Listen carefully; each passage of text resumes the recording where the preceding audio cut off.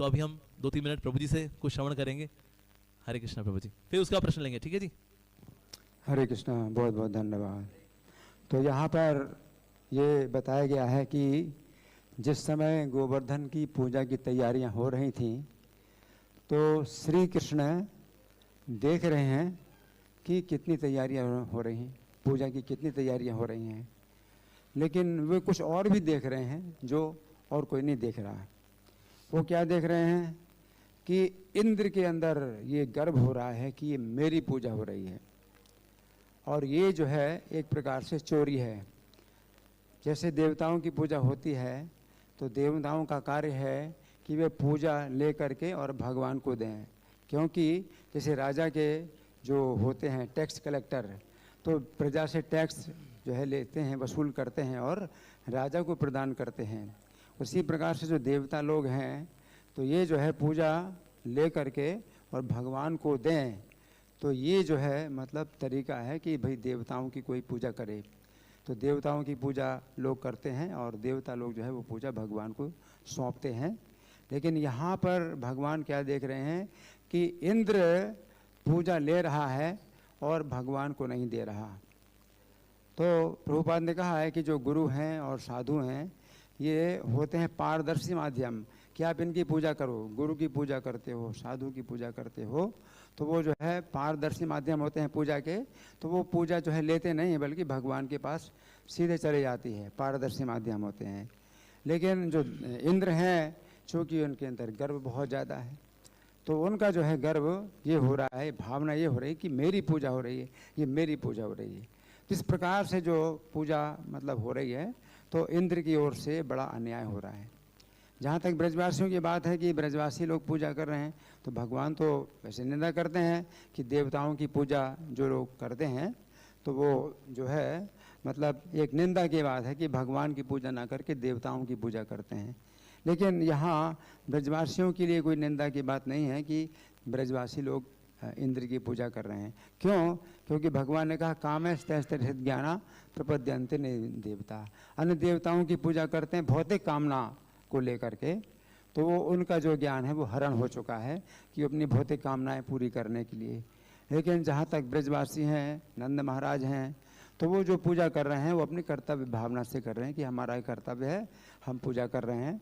तो ये जो पूजा है सात्विक पूजा है, तो इसमें कोई बंधन नहीं होता। तो ब्रजवासियों की ओर से जो पूजा हो रही है इंद्र की, उसमें इंद्र की जो है प्रति उनकी कोई भक्ति नहीं है।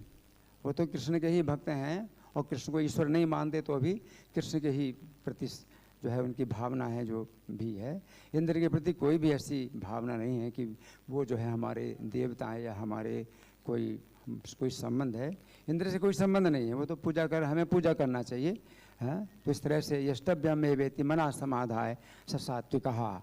तो सात्विक यज्ञ वही होता है कि पूजा करना चाहिए, इसलिए पूजा कर रहे हैं, लेकिन कोई भौतिक कामना नहीं। तो ब्रजवासियों की कोई भौतिक कामना नहीं, लेकिन जो इंद्र है, इंद्र की ओर से ये अन्याय हो रहा है कि वो पूजा ले रहा है और भगवान को पूजा नहीं दे रहा है। इसलिए भगवान ने फिर जो है ब्रजवासियों को गोवर्धन की पूजा कराई, और गोवर्धन की पूजा कराई वो हरिदास वर्य हैं, जैसे प्रभु जी बता रहे हैं हरिदास वर्य हैं। तो हरिदास वर्य हैं तो वो पूजा लेंगे तो सीधे भगवान को पूजा देंगे, वो पूजा जो है अपने पास नहीं रखेंगे। और भगवान स्वयं गोवर्धन अपने को बता करके कि मैं गोवर्धन पर्वत हूँ, इस प्रकार से अपना जो है रूप बड़ा करके और भगवान ने ही पूजा स्वीकार की। तो गोवर्धन जो है चूँकि हरिदास वर्य हैं, उन्होंने कुछ भी पूजा नहीं प्राप्त की। तो यहाँ पर यही मुख्य बात है कि सामान्यतः दोनों प्रकार से अन्याय होता है कि जो लोग भौतिक कामनाओं से देवताओं की पूजा करते हैं तो उनका भी जो है पतन होता है। वो भी जो है क्योंकि तत्व से नहीं जानते कि भगवान जो है सब कारणों के कारण है, और देवताओं से जो है वो भौतिक कामनाओं से पूजा करते हैं तो उनका भी अन्याय होता है और उनको भी बंधन होता है। और जो देवता है, अगर देवता लोग जो है उस पूजा को रख लें तो इसी प्रकार से है कि कोई व्यक्ति जो है टैक्स कलेक्टर को पैसा देता है तो घूस के रूप में पैसा दे रहा है, तो उसका भी अन्याय होता है कि वो घूस दे रहा है। और जो टैक्स कलेक्टर भी जो है अगर वो टैक्स अपने पास रख लेता है और राजा को नहीं देता तो उसका भी अन्याय होता है। तो भगवान की नज़रों में सब कुछ साफ दिखाई पड़ता है, भगवान को सब कुछ पता चलता है कि भाई कौन कैसा है। ये ब्रजवासियों को कुछ पता नहीं चल रहा। ब्रजवासी लोग इंद्र की पूजा कर रहे हैं, इस भावना से पूजा कर रहे हैं। तो भगवान ने जो है इंद्र की पूजा बंद कराई, तो इस प्रकार से बंद नहीं कराई कि तुम लोग मेरी पूजा करो, क्योंकि भगवान जो है उन ब्रजवासियों का वो उस प्रकार का प्रेम प्राप्त करना चाहते हैं जिसमें कि वो बहुत निकट हैं भगवान के। इसलिए भगवान ने स्वयं ब्रजवासियों को अपना जो है वो नहीं बताया कि तुम लोग जो है इंद्र की पूजा क्यों कर रहे हो, मैं तो इंद्र से भी बढ़ कर के हूँ और मेरे से बढ़कर कोई नहीं है, तुम लोग मेरी पूजा करो। भगवान इस प्रकार से नहीं करा रहे हैं। तो भगवान जो है मतलब कर्म मीमांसा का जो सिद्धांत है वो दे रहे हैं कि भाई हम कर्म करेंगे तो हमें फल मिलेगा ही, इसमें कुछ ईश्वर का कोई रोल नहीं है, कोई देवताओं का कोई रोल नहीं है, हम अपना कर्म करते हैं। तो भगवान ने जो कर्म मीमांसा का जो सिद्धांत ब्रजवासियों को सिखाया, तो वो केवल उतने समय के लिए कि वो इंद्र की पूजा बंद कर दें और गोवर्धन की पूजा करें। तो इस प्रकार से भगवान ने गोवर्धन की पूजा कराई। और फिर जब सामर्थक वेघों ने वर्षा की, तो ये बताया गया है कि वर्षा जो हुई, दो प्रकार की वर्षा हुई। एक तो वर्षा हुई बूंदों की, तो बूंदों की वर्षा हुई तो हाथी के बराबर बूंदें थी, वो हाथी के बराबर बूंदें थी। और दूसरी धारा की वर्षा हुई तो हाथी की सूंड की तरह वो जो है धारा थी। तो दो प्रकार की वर्षा हुई, है ना। और फिर जैसा प्रभु जी ने बताया कि गर्त में जो है पानी आएगा ही, क्योंकि जब गोवर्धन को उठाया तो गर्त के नीचे सब ब्रजवासी हैं, तो गर्त के नीचे पानी आएगा ही। तो भगवान ने तुरंत ही शेष जी को आज्ञा दी और वाटर प्रूफ जो है वॉल बन गई।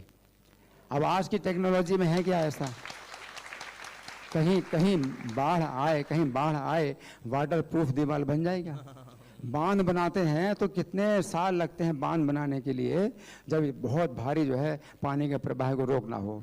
और यहाँ पानी का प्रवाह इतना भारी रोकना था और 1 सेकंड में ही जो है वो बांध बन गया, वाटर प्रूफ बांध बन गया, शेष जी ने जो है बना दिया। फिर जो पानी ऊपर से गिर रहा था, तो उसको भी जो है रोकने के लिए भगवान ने चक्र को आज्ञा दी। तो चक्र जो है करोड़ों सूर्यों के समान गर्मी पैदा कर रहा था। तो फिर ऊपर का जो पानी है तो वो भी नीचे नहीं आ रहा है, ऊपर ही ऊपर पानी को सोख रहा है। भगवान ने चक्र को आज्ञा दी, है ना। और फिर जब इंद्र ने देखा कि उनका जो है अब कोई भी कार्य सफल नहीं हो रहा है, तो उन्होंने वज्र मारा और वज्र के द्वारा पर्वत चूर्ण हो जाते हैं। तो प्रभु जी ने बताया, तो वो दूसरे ग्रंथ से बताया, लेकिन मैं गर्ग संहिता से बता रहा हूँ। तो गर्ग संहिता में यह वर्णन है कि इंद्र ने जैसे ही वज्र गोवर्धन के ऊपर चलाने की कोशिश की, तो भगवान ने उसके हाथ को पैरालाइज कर दिया, हाथ को स्तंभित कर दिया। अब वज्र लेकर के हाथ स्तंभित हो गया। अब क्या करेगा, अब तो इंद्र की समस्या हो गई कि हाथ ही नहीं हिला पा रहे हैं, है ना। तो ऐसे में फिर जो है इंद्र भागे और सामर्थक मेघ जो है उनके पीछे पीछे भागे, बिल्कुल आकाश साफ हो गया। तो इस प्रकार से जो है भगवान ने एक्शन तब लिया जब गोवर्धन को जो है वो वज्र चलाना चाहता था, तो फिर भगवान ने एक्शन ने लिया। नहीं तो कितनी भी पानी की वर्षा हो, भगवान के पास सब उपाय हैं, है ना। तो इस प्रकार से भगवान जो है इस गोवर्धन धारण की लीला करते हैं। और आगे से अब आगे अमोघ लीला प्रभु वर्णन करेंगे। बहुत बहुत धन्यवाद। हरे कृष्ण। इस वे जीता मित्र प्रभु जी की जय। ओके, किसी को सवाल है?